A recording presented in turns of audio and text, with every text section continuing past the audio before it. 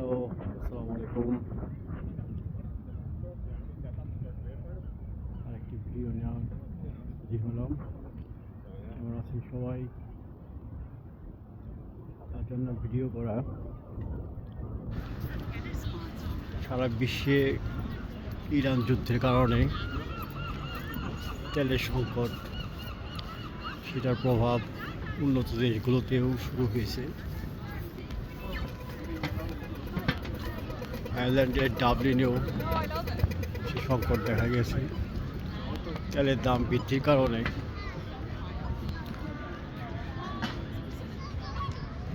বিভিন্ন পেশাজীবী, গাড়ি চালক, ট্রাক্টর,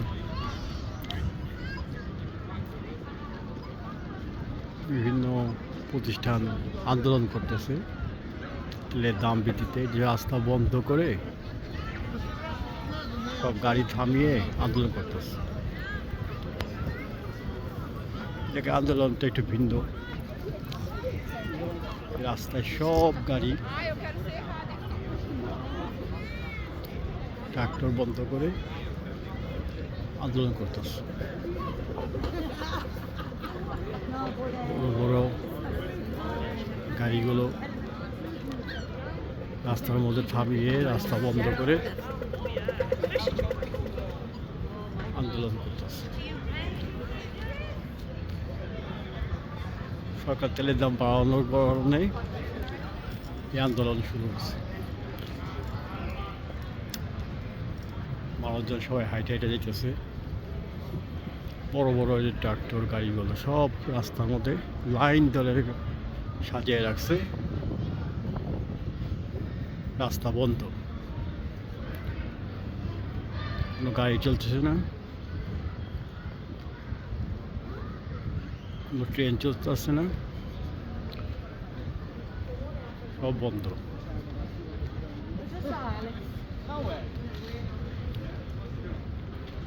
বিশেষ করে ফার্মের মালিকগণ, ফার্মের কৃষকজন যারা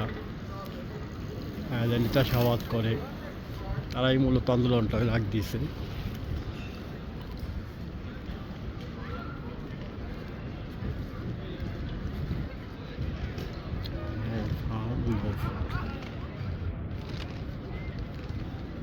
কোনো গাড়ি চলতেছে, সব রাস্তা বন্ধ, মানুষজন সবাই হেঁটে যেতেছে।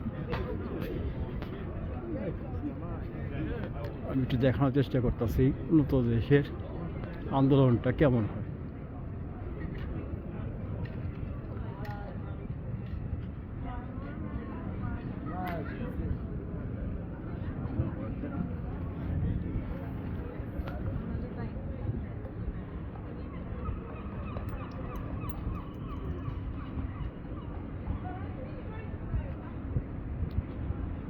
বড় বড় গাড়ি, ট্রাক্টরগুলো এইভাবে থামিয়ে রেখে রাস্তার দুই পাশে, এই পাশে দুই পাশে। সিটি সেন্টার ডাবলিনের মেন জায়গা, কেন্দ্র বলা হয়। এই জায়গা বন্ধ মানে ডাবলিনের আশেপাশে সব জায়গায় গাড়ি চলাচল বন্ধ। আজ 2 দিন হয়ে যায় আন্দোলন চলতেছে, এখনো সরকার মানে নাই বা তেলের দাম কমায় নাই। এরাও এখান থেকে গাড়ি সরায় না। এদের আন্দোলনে কোনো গ্যাঞ্জাম নেই, কোনো মারামারি নেই, কোনো কাটাকাটি নেই, নীরব প্রতিবাদ। বড় বড় গাড়িগুলা রাস্তার মধ্যে বন্ধ করে রেখে দিচ্ছে। তেলের দাম বৃদ্ধির কারণে এরা গাড়ি চালাবে।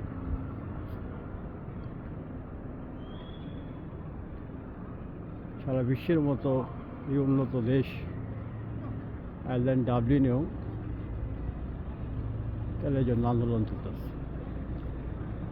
আমরা দেখি বাংলাদেশে তেলের জন্য হাহাকার, বিশেষ করে বাইকের তেলের জন্য লাইন, সারি।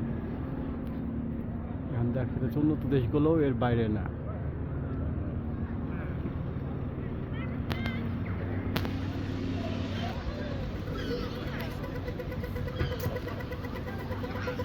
Oh my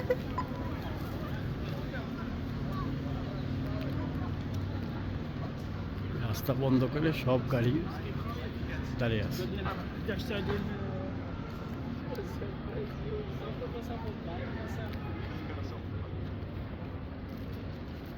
এই জিনিসটা দেখানোর জন্যই ভিডিওটা করা। সারা বিশ্বেই তেলের সংকট, তেলের দাম বৃদ্ধি করতেছে, আয়ারল্যান্ডও তার ব্যতিক্রম না। ধন্যবাদ সবাইকে ভিডিওটা দেখার জন্য। আল্লাহ হাফেজ।